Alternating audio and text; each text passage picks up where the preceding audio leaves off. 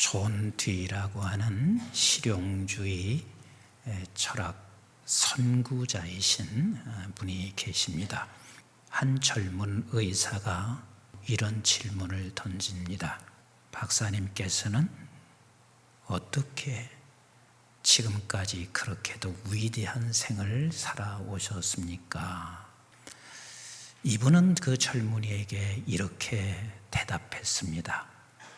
산에 오르게 왜 산에 올라가야 됩니까? 하고 물었어요. 산에 올라가면 또 다른 산이 보인다네.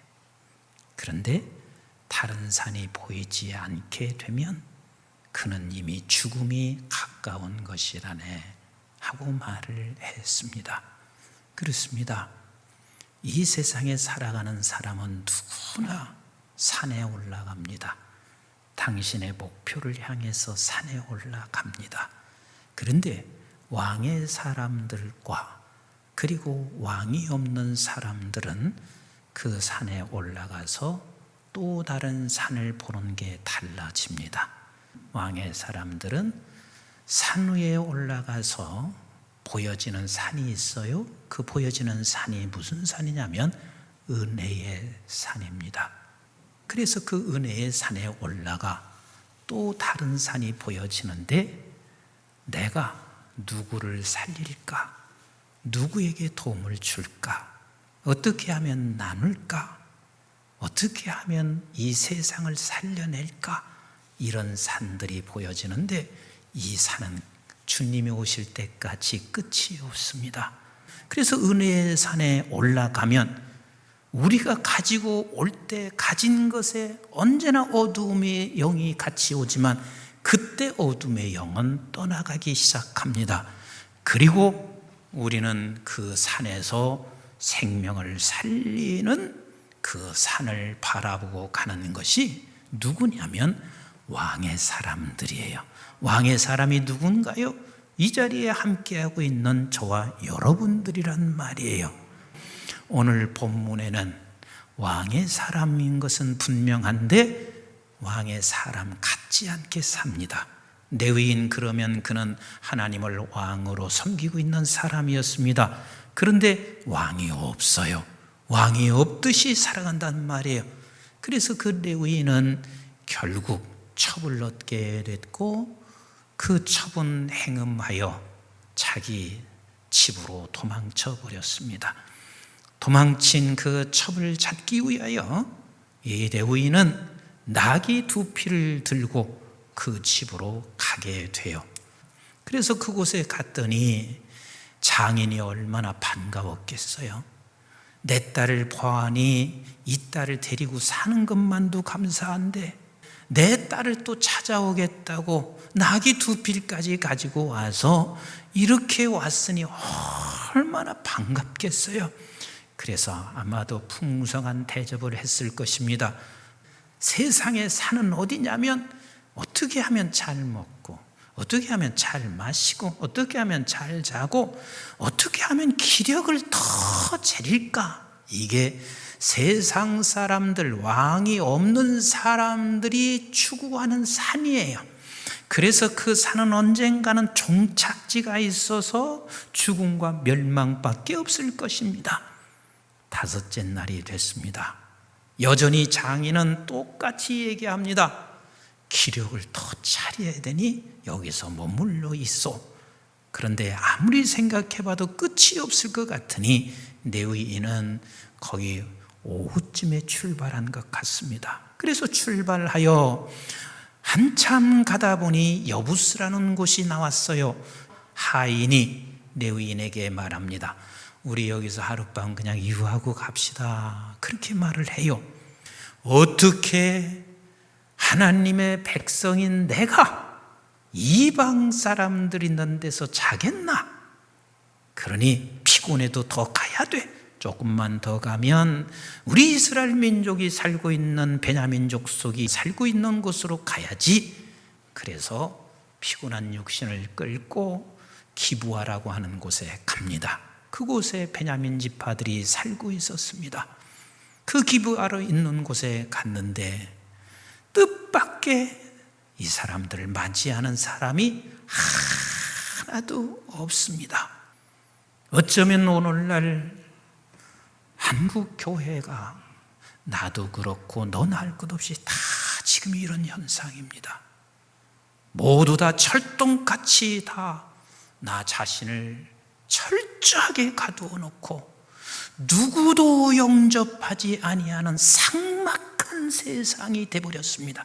근데 그 삭막한 세상이 왕을 모시고 있는 왕의 사람들조차도 동일하게 그렇게 삭막하게 됐습니다. 목사님, 나는 모시고 싶고 나는 누군가 나그네가 지나가면 우리 가정에 함께 하고 싶은데요, 요즘 세상이 얼마나 무서운 줄 아세요? 그러면 그때는 안 그런 줄 아십니까? 그때도 마찬가지예요.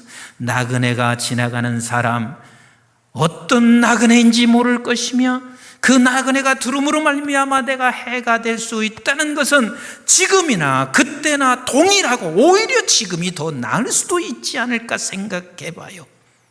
아브라함 때도 마찬가지입니다. 아브라함은 천사를 대접했다. 그런데 아브라함이 천사인 줄 안 줄 아세요? 전혀 모르고 있었습니다. 이미 아브라함의 눈에는 그냥 나그네일 뿐입니다. 지나가는 사람일 뿐입니다. 그런데 그를 달려가 영접하고 몸을 땅에 굽혔다는 말은 무슨 소리냐면 빈말이 아니에요. 마음이 없는 것을 행하지 않는 거예요. 그리고 어떻게 했어요? 주를 섬기듯이 그냥 주인에 대한, 나그네에 대한 경외심과 존경심으로 내 주라 이렇게 표현하고, 당신이 내게 은혜를 입어 싸우면 원하건대 종을 떠나 지나가지 마소서, 진심으로 그를 맞이하고 있어요. 네가 나그네를 대접하는 것이 곧 나를 대접하는 거야. 아브라함이 나그네를 대접한 것이 여호와를 대접하는 것과 같이 너가 나그네를 대접하는 것이 바로 여호와를 대접하는 것이야. 내 손에 선을 베풀 힘이 있거든 마땅히 받을 자에게 베풀기를 아끼지 말며 내게 있거든 이웃에게 이르기를 갔다가 다시 오라 내일 주겠노라 하지 말며, 내가 있는 그 산에서 어떻게 하면 저를 생명을 살릴 수 있는지 산을 바라보라. 그리고 그 산을 향해서 가라 라고 말씀하시고 있습니다. 내일로 미루면 못한다 라는 말씀을 하시는 거 아니겠어요? 그런 자에게 하나님께서 이렇게 약속하시는 거예요. 선을 행하고 선한 사업을 많이 하고 나누어 주기를 좋아하며 너그러운 자가 되게 하라. 이것이 장래에 누구를 위하여? 자기를 위하여 무엇을? 좋은 터를 쌓아 참된 생명을 취하는 것이니라 말하고 있습니다. 하나님이 기뻐하시는 제사가 나그네를 대접하고 선을 베풀 때 하나님이 기뻐하는 제사라고 하지 않았느냐? 그 제사를 받으시는 하나님이 우리를 책임져 주시지 않겠느냐는 거예요. 우리는 왕의 사람들입니다. 왕의 사람이 왕이 없는 사람들과 동일하게 살아가서는 안 되고, 왕의 사람들은 내가 조그마한 산 언덕 같은 곳에 올라와도 그 다음 산은 은혜의 산을 보실 수 있어야 합니다. 그리고 그 은혜의 산에 올라가서 하나님, 벌거벗은 나였고 광야에서 사는 내가 뭐가 있나요? 아무것도 없는 나에게 은혜의 산에서 또 다른 생명의 산을 보시고 그곳으로 손을 펼치고 그곳을 향해서 가시면 자기도 살 뿐만 아니라 민족이 살아나며 인류가 살아나는 은혜가 있습니다. 저와 여러분들은 왕의 사람입니다.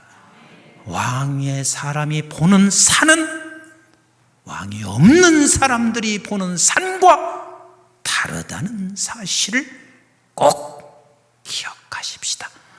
기도하시겠습니다.